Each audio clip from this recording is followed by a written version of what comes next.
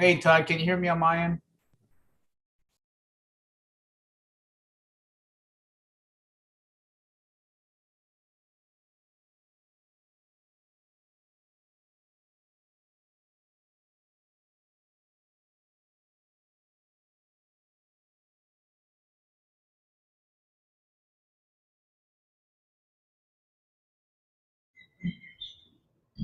Can anybody hear me? I can Yes, hear you now. Yes, sir. thank you.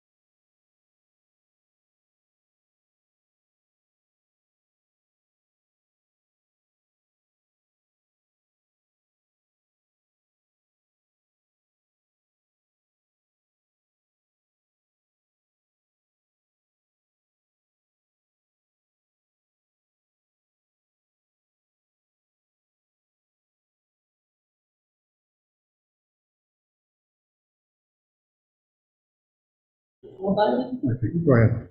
We'll be getting started shortly here. We'll wait for a few more people to trickle in.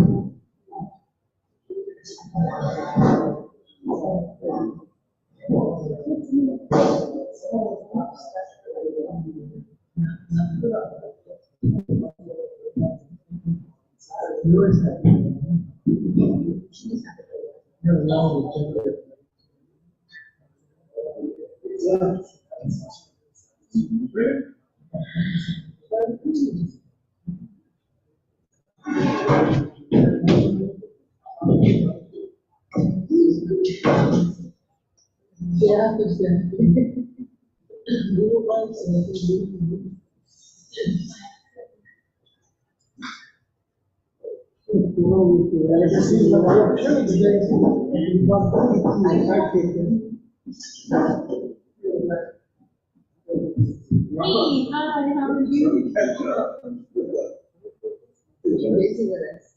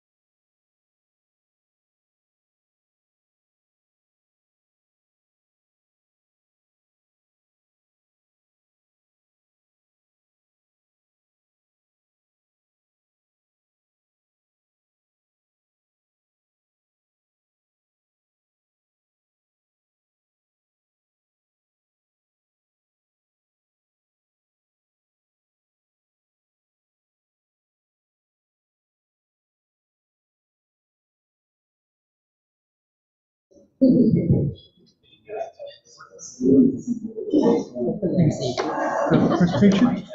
Yeah, I have a presentation for PhD. I don't know if I can say that correctly.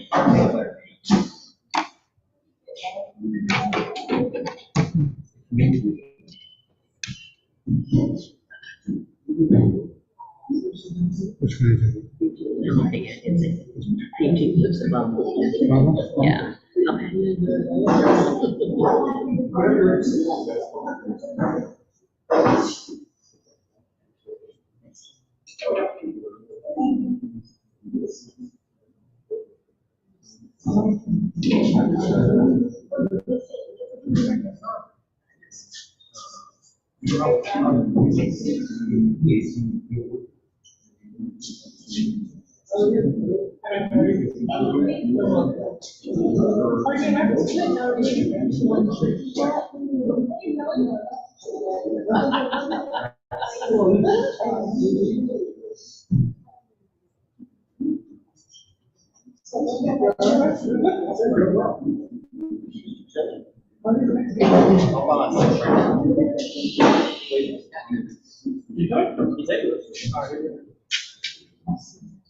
Here you go, sir. Go up.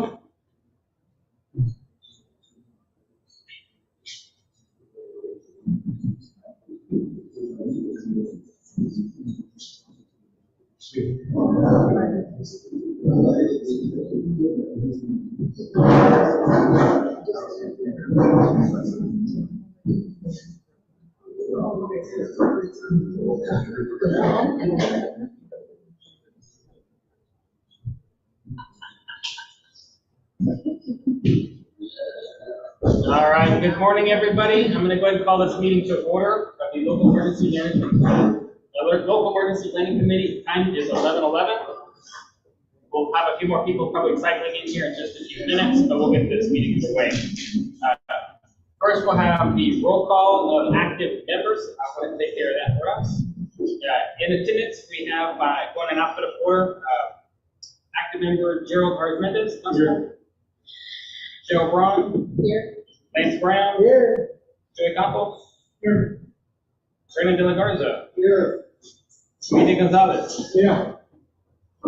Richie Griffin. Online. Present. Brenda Hernandez. Here.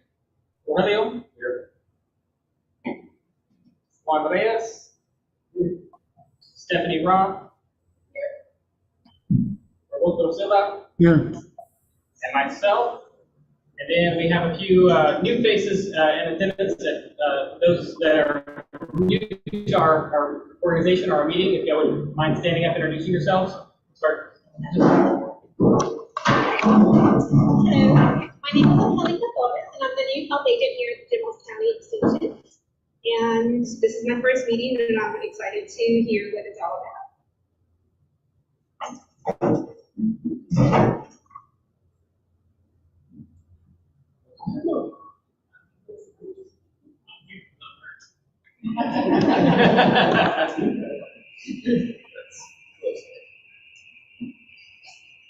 Bert, is this your first one, Bert?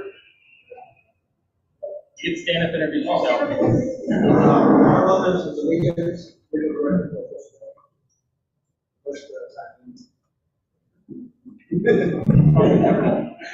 And I believe, Jay, this is your first meeting? Yeah, my name's Jay. I work fleet side for Allegiance and helping out with radios there. Is anyone new back there on the codes table? Most everyone looks familiar. Okay, perfect. Patrick had the March sign-in sheet, so I couldn't confirm who wasn't here last month. So I've got February. So, looks like we've got all in attendance that are on active members. Moving to the approval of minutes. Postpone this until Patrick arrives so that we can have the reading of the previous minutes. Going into reports from the officers and committees. At first, would anyone like to share a safety moment? Well, my name is Andrea Gonzalez. Most people know me as Deacon. I am the safety officer with the County. Today, we'd like to cover, usually we hit the ground running, and we're promoting safety as far as wearing proper eyewear. So we get there, and we usually come up with our weed eaters, our generators, and all those things, and that's one of the most possible ways of getting an eye or eye injury is when you get your gas can. You all have to you guys before where you sit it down and the liquid pops right back up, okay? Always be ready to use the little goggles at least, or your safety glasses. I know a lot of us have prescription glasses, but they're not recommended. You know, you just have safety glasses is some wrap around, at least a wrap around with your eyes is important because we get a little antsy and we get a little in a hurry, and sometimes those spills will happen. So yes, and then also I brought you, most important, we also have the portable face shields that we utilize during COVID season. We still have a bunch of these. So make sure that you avail yourself of some of these skills that when you do it in a safe manner, that we will not have to be treating you versus for the one who there to help. So again, there's a lot of different types of eyewear that we can use. And going back to the most common injuries is going to be a foreign substance in your eye. There's going to be an abrasion or a scratch. Make sure that you don't waste with it too much. Just like you tell your little child, just mess with your eyes, stop messing with it.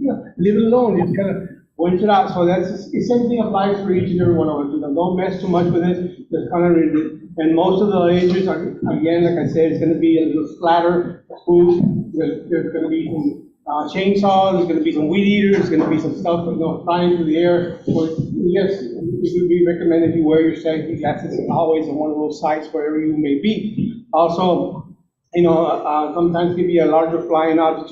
Just try not to rub your eyes too much with the particles from the chemical burns. Of course, if there's gas or anything else other than oil or whatever the case may be. Of course, a lot of times the area is flooded, so that flooded water is not safe for you either. Okay. So make sure that when that does happen, we can rinse out our gloves. And we would try to recommend that everybody at least carry a little rinse bottle with them. At least half of us that would be able to carry a rinse bottle just in case that happens. And of course, you flush your eye for a good 15 minutes, okay? 15 minutes, kind of run water through it and use this little flush also to help you. And these are all important because they will, alleviate your symptoms and maybe you don't actually have a hospital there, God forbid. But being safe is the best thing that we can do when we get to those situations. And most of the firemen, most everybody has those things, but most of us don't. We want to avail ourselves of that thing. And always, last but not least, carry with you a nice little portable safety kit, okay? I know you gotta kind of smile and say, oh, yeah, right. But yes, we'll need them out there. There's going to be some cuts and abrasions. The last thing we need is to have to spend our time treating ourselves instead of treating those victims that are out there. So again, if anybody has any questions and you have any concerns, let me know, and we will try to get you some goggles or some safety glasses if our drugs is permitted. Okay? That's all we can.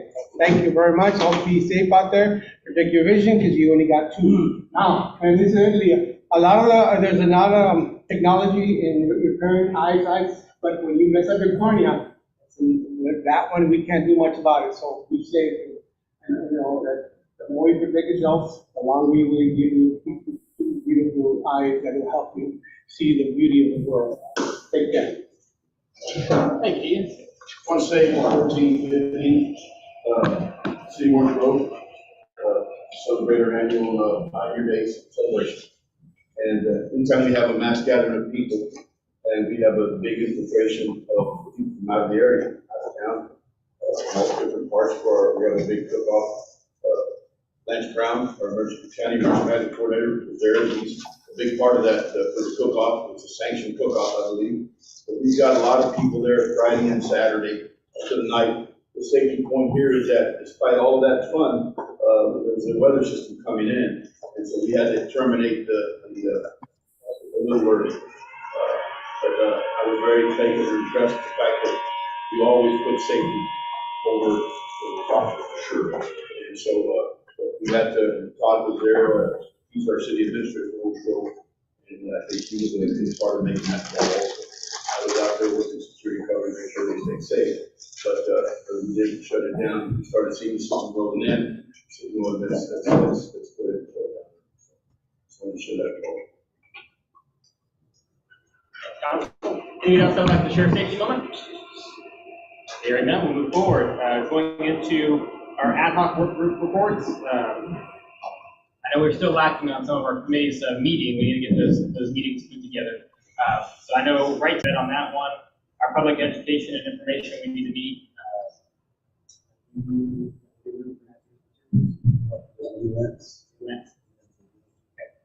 The emergency response and resources, and the animal issues, whatever they're going.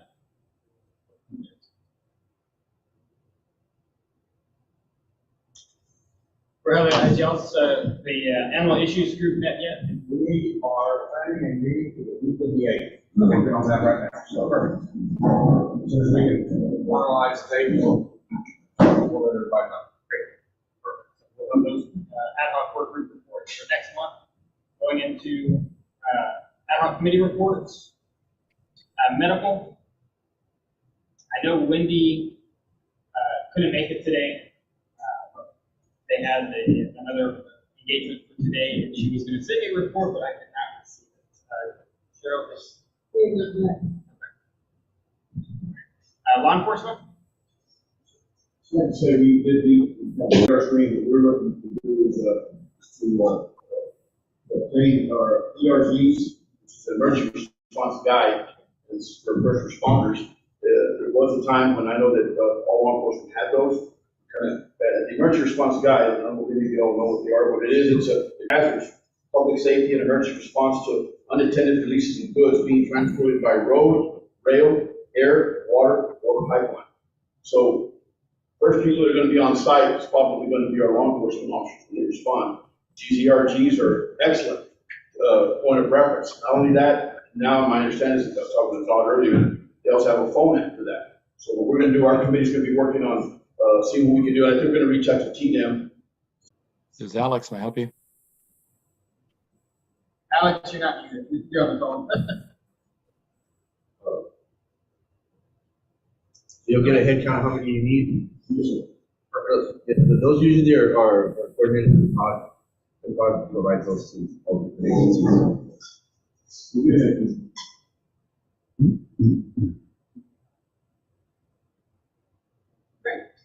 We have a vacant committee for pipeline. I don't believe we have any in the room that works for pipeline, or is one on that committee at this time.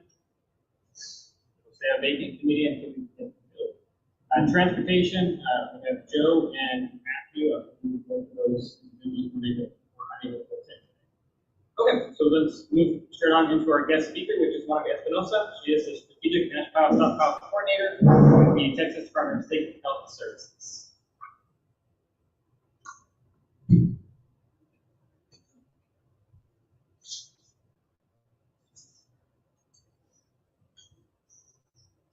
So good morning, everybody. I'm not sure if I presented this already a couple of months back. I'm not sure, maybe last year, I mean, but I'm going to go ahead and review it really quick. I'm Monica Espinosa. I'm the Regional Strategic National Stockpile Coordinator for the region here in 11. And we do have a preparedness and response /EPI program that is run for this region. Next slide. Do I have a little?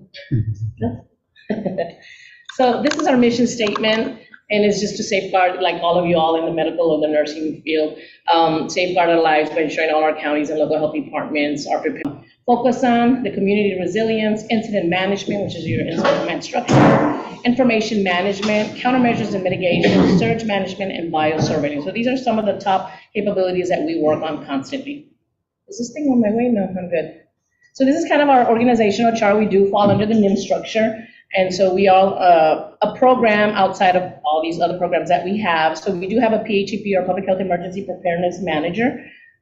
He came last time, I want to say. He came in briefly and introduced himself, Mr. Camara. And we do have a training and exercise officer. We have some administrative supportive staff, and also the regional epidemiologist. And then we have the different areas that we focus on. Next slide. So here's Mr. Camara, if you all met him last time, from the Houston area. So he's new to this region, but he's already been active, very proactive, and taking the responsibility of meeting all the EMCs, our emergency managers, our judges. He's trying to be very active in trying to get some needs met for our counties that don't have a local health department. And he's also our regional director for our Regional Health and Medical Operations Center in any disasters. But last year was my first time actually participating in the hurricane conference, and I realized that we don't have a public health hurricane timeline, so I created one on the fly right there as we were, on our tabletop exercise. And so we're focusing that for this year, maybe presenting it this year at the hurricane conference, because there is a difference between our emergency management capabilities and our public health sector. And so we came up with a couple of timelines from securing our vaccines during a storm, from securing our buildings, our food plans, who comes in, who's responding, and stuff like that. And so we do provide technical assistance to our local health departments as well. And then we have Joseph Lucio. He's our training and exercise coordinator. And again, he does coordinate or find some of the trainings that you all might need. Currently, he does contamination. So we had this training last week. We had a lot of organizations, the FBI, people that would respond. Our veterans we had a lot of people, unfortunately I wasn't able to go. I was kind of doing it virtually at the same time. I got really sick prior, so I'm good now, but I didn't get to participate, but I was getting all the injects and I was answering myself, trying to participate as much as I could. But we have really good exercises coming up, and we like to get invited to you guys too. So if you all have any exercises that are coming up, please include us. We would like to continue to participate as much as we can so that you all can know us. Maybe we have some input, maybe you all need help or something in your training part and exercises. Next slide. This is me. So I'm the regional readiness coordinator. So I do help our 5 local health departments oversee that they are doing their capabilities, any planning for our point of dispensing sites, or CAMPAC sites, or receiving and staging areas or warehouses.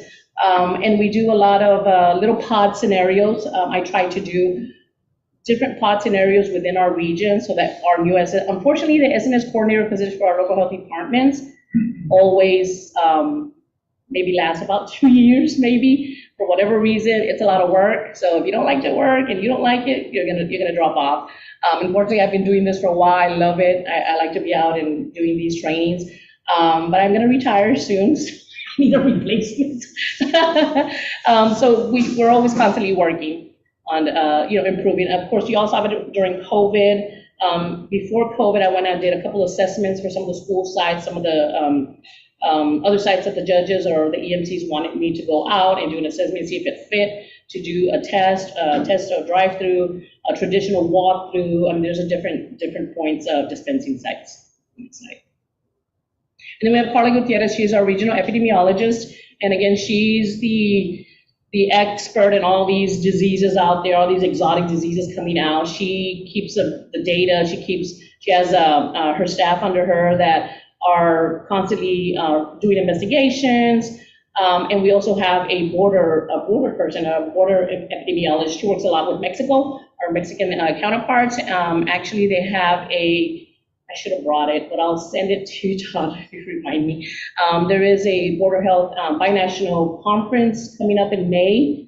I think there's still a couple of seats, but it's really good to see and hear what our counterparts are doing as well with us. Next slide. And then I have more pictures of everybody else. So one of our administrative assistants, she's actually my backup. I'm training her to be my backup SNS coordinator, teaching her how to do the plans and, kind of do, she's also our logistics. And so during a disaster, she'll be the one responding to all our logistics, our STAR requests from you all, if there's anything coming in, health and medical. Next slide. And then again, I already talked about it, some of our plans that we're working on. Again, some of the plans that currently, it's the hurricane timeline. We also have the family assistance center. So we're working on those because it is coming from central office, and they hadn't been updated since 2018. And so we've already organized some teams that will respond at a center, our reunification centers as well. And then we're also doing our radiation annex plan, which is in collaboration with our state folks in Austin. Very interesting, that one. I haven't really gotten into the details of that, but I don't want to because I love all that radiation chemical stuff. And then again, we're continuing to meet and greet with our EMCs and capturing the needs and issues that they have for the county. So some of the needs that we've captured so far has been like the communication part of how you all need to communicate, law enforcement, fire department, EMS, and how sometimes it doesn't flow right. So we're trying to get, kind of get a guide as to why the importance of all you all being able to communicate, especially on a radio and stuff like that. Mental health has been a really big issue.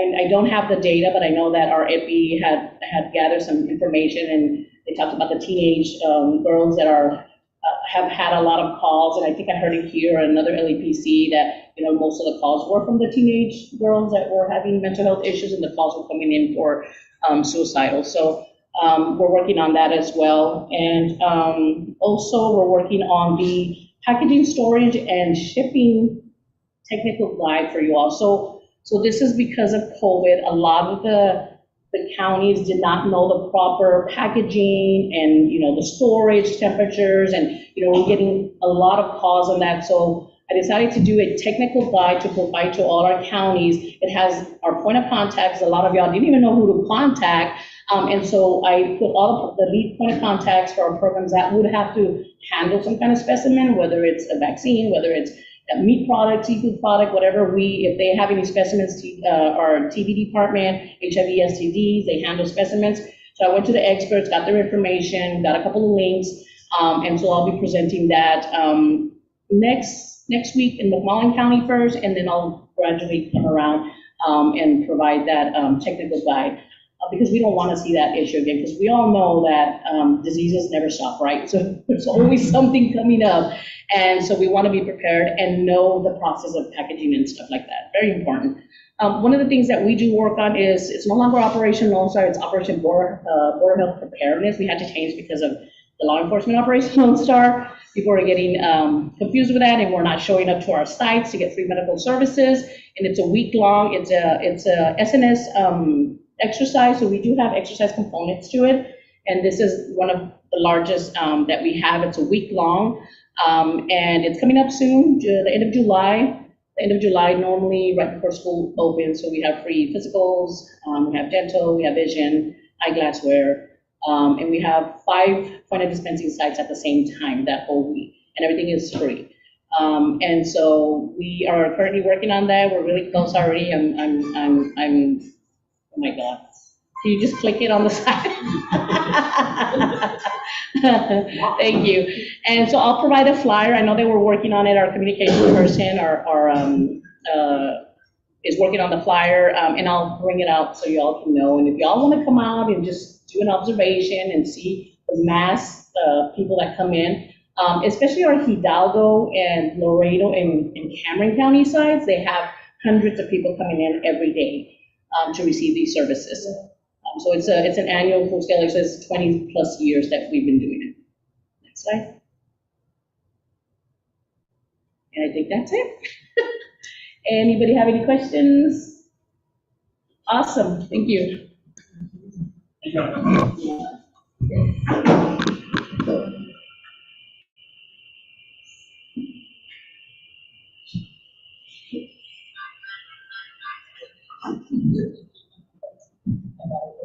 All right, next up on the agenda is going to be the unfinished business. It'll be amending our bylaws. Those were in attendance last month. We talked about amending some of the just two main issues that we found real quick in the bylaws that we would like to address immediately. Those being where we are required to post our agenda for the notice of the meeting, and then of course whenever we do major changes to the bylaws for the final rules, where a written notice or a written comment goes to. So we're looking to strike having to post an agenda here at the Women's Building and replacing that with the website. We'll still post it at the courthouse.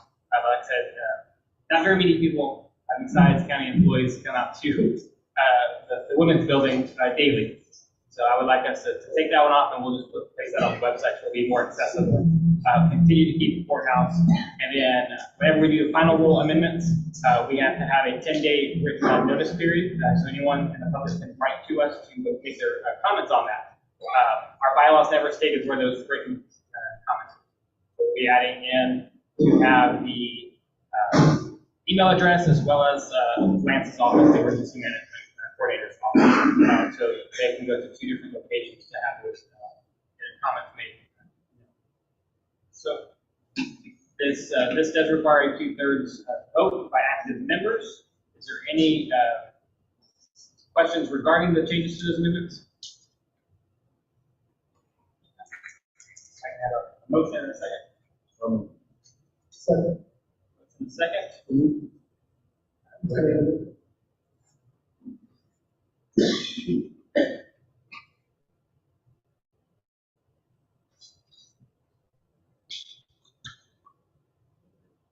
Two-thirds vote. All those in favor, please raise your hand.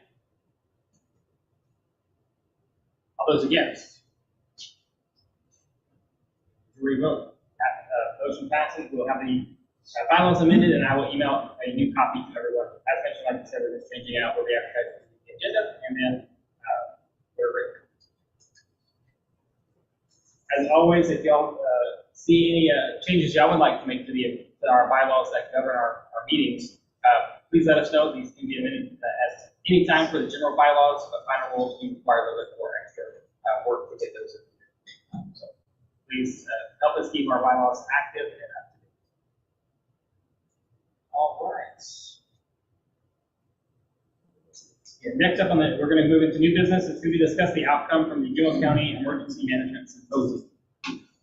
So that'll be a kind of combination between me, the judge, and Lance. So what was the date? Sorry, I stepped since then. So,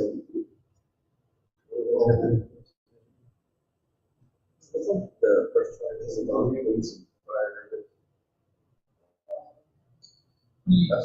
Okay. Sure. No, it's the 28th. No. Yeah, 13th. Yeah, it was on April 13th. So on April 13th, the judge called a first responder symposium where we brought in all law enforcement, all fire, and all EMS in the county to talk. We also had some members from, or some visitors from Baker County, Brooks County. Who else, Judge? Duval County. So we had some mayors and judges from those other counties that are surrounding us. And the main topics were communications. Communications is a big issue for first responders. And so we opened the floor to have some discussion about communications and possible solutions. And a lot of things were brought to light. So I think that we're going to make some progress on that here pretty soon. We've got some follow-up meetings coming up today, as a matter of fact. Too. And then I'm sure there'll be a couple more meetings after that. We're working on trying to fix some of that. Another topic was the need for 911 addressing. It seemed to be a need across the entire county, especially the rural areas where some areas are not easily found, I guess, by both police and fire and EMS. So that's an area that I think that I guess everybody was asking for help with and educating the public. And so I think that's probably a need that we can help fill on the LEPC side, as far as highlighting the need to have address numbers up, maybe even trying to develop a program that we can help get address numbers up so that way people can be found in an emergency. That was the biggest concern they brought up when they talked about the 911 address, was finding some of these little small rural places out in the middle of nowhere. So, what else did we talk about? You guys? Yeah, EMS was another big topic, and we've got some EMS, or county EMS people here today, so that's a huge plus. It's the second meeting that we have EMS representation here, so it's good to have. So, anything else next?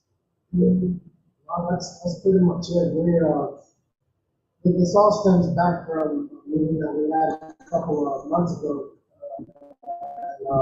We heard our community, our community heard us, and the judge administration is taking it very, very, very seriously, and we're moving forward in the right direction. So I think that's some huge milestones that are already going to be met, and we're going to exceed those.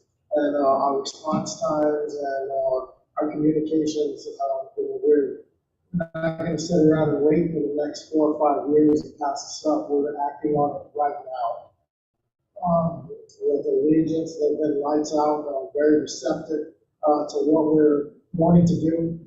Patrick and the city of Dallas, they kind of paved the way for us. We're not trying to reinvent the wheel by any means. All we're doing is putting mud grips on, and we're gonna follow right in behind the Alice, because what Alice is doing is working. And I think it's gonna be an extreme blessing to our county as response times, as communications. We're getting with our Juneau County Sheriff, Sheriff Bueno and Chief Louie. You know, they're ready to move forward with the next stages of what we have to do in our communications. You know, I'm blessed to be put in this position, and I take this job very seriously. And you know, I'm helping out any which way that they can plug me in. We got GPS coordinates already plugged in for new towers, new sites, so that way our communications will be better between Alice and Fremont, and from the Orange Grove to the Alice area.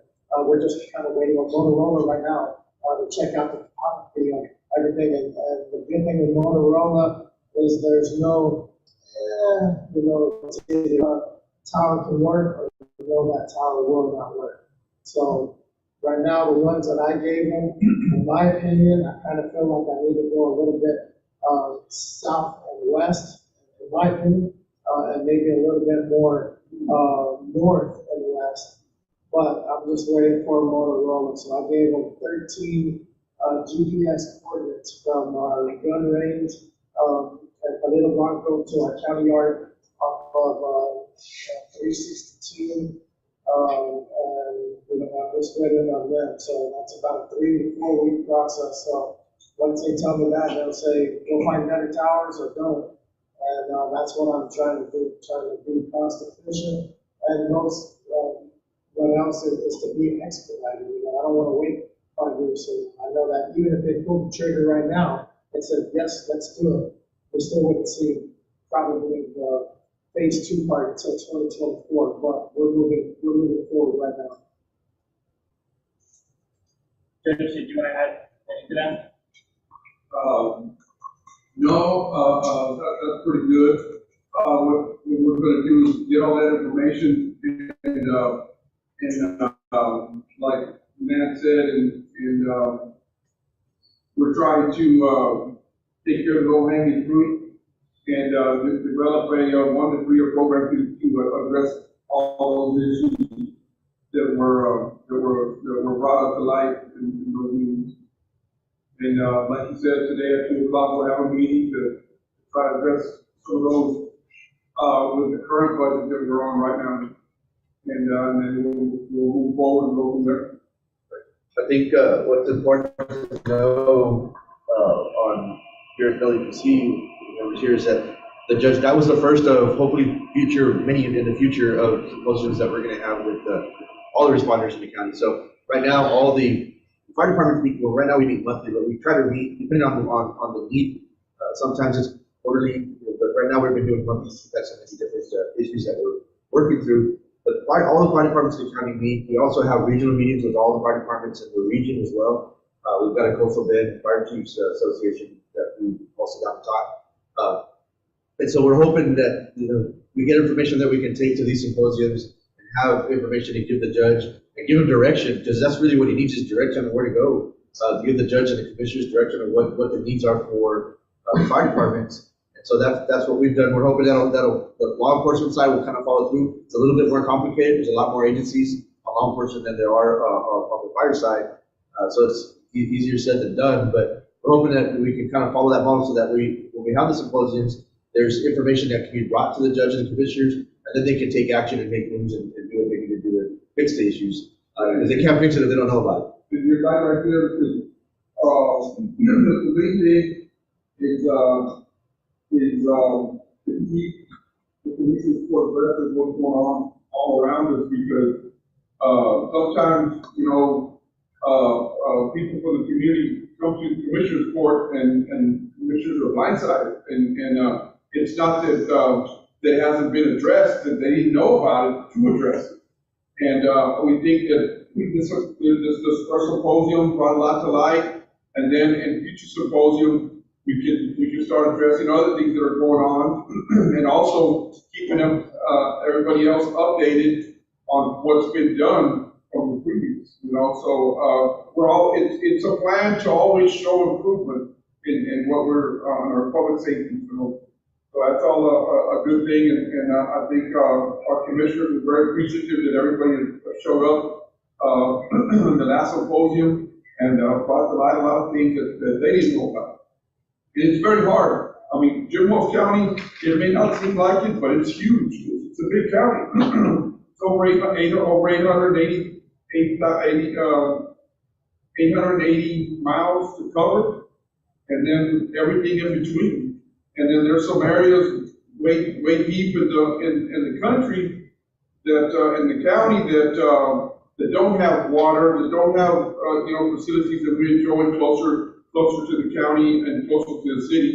And when they have an emergency, they need a little bit more services. So, and that's what we're trying to address. And hopefully in the near future, we have some great news, and we just can't release it just yet. About the Tecolote area, that's going to happen as long as the Appropriations Committee does what they're supposed to do. We're going to have some great news here in the future. So we're already showing great progress. Once we announce that, then you'll realize what I said. But what it is for the community to come and tell us about a problem, and us making quick and swift action. So this is what it's all about. And one of the first things that got addressed is Allegiance now has radios on all their buses. They've also got portables for the medics on duty. That's been a blessing to them and for all of us to be able to actually communicate with EMS on the Jingles County radios. All right. Next up, pull out your calendars. It's going to be planning our next meeting. We normally stick with the last Tuesday of the month. However, we do have the TDUM conference that will be happening at that time in Dallas. So we can go to, I believe, Wednesday the 24th. The 23rd is occupied by the USDA, and that's from 8 to 4 on May 23rd. So it's only one day open, so the 24th is the wrong. It's open. I can put it on the calendar. On the 24th, so whatever you guys decide.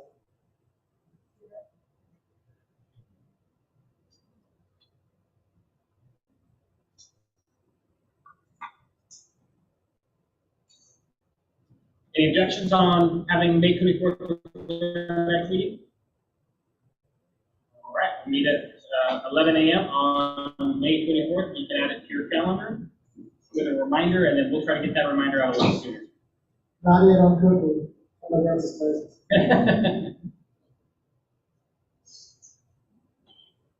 Okay, any public comment or announcements? Just a matter of housekeeping, Gerald, I moved the stuff we spoke about, I moved to public comments on the minutes, so just kind of where it felt. Our upcoming trainings and conferences, hopefully everyone in this room has signed up for the Coastal Bend Hurricane Conference. That's going to be next week, or May 3rd or 4th. So that's over at the regional fairgrounds in Rockdale. Then we have the Texas Emergency Management Conference, going to be May 30th through 2nd, in the Fort Worth Convention Center, and a hazmat first responder awareness operations that will be taking place June 12th to 14th at the Nueces County Office of Emergency Management. Any other trainings or conferences that you would like to share? This registration fee for the conference. I believe it is $40. $40. And then the TDUMs is $3.50. Freedom's is a little bit more expensive. But yeah, $40. And then, of course, there's the Hurricane Conference that starts about 12 to 1 o'clock on the following the Hurricane roundtable exercise is something I encourage all of us as first responders to attend. They'll break us up into our regions. So in Wells County as a whole, we'll be sitting at one table and we'll work the exercise together. It's tabletop exercise. We'll have injects that we have to work through and follow our emergency management plan and see how we can respond if that event were to happen here. Okay. Do I hear a motion to adjourn? So move. Motion and second for adjournment. All those in favor? Yes. Thank y'all for attending, and Lance has taken care of the meal for us today. We'll be having fried fish in the fixing. Thank you.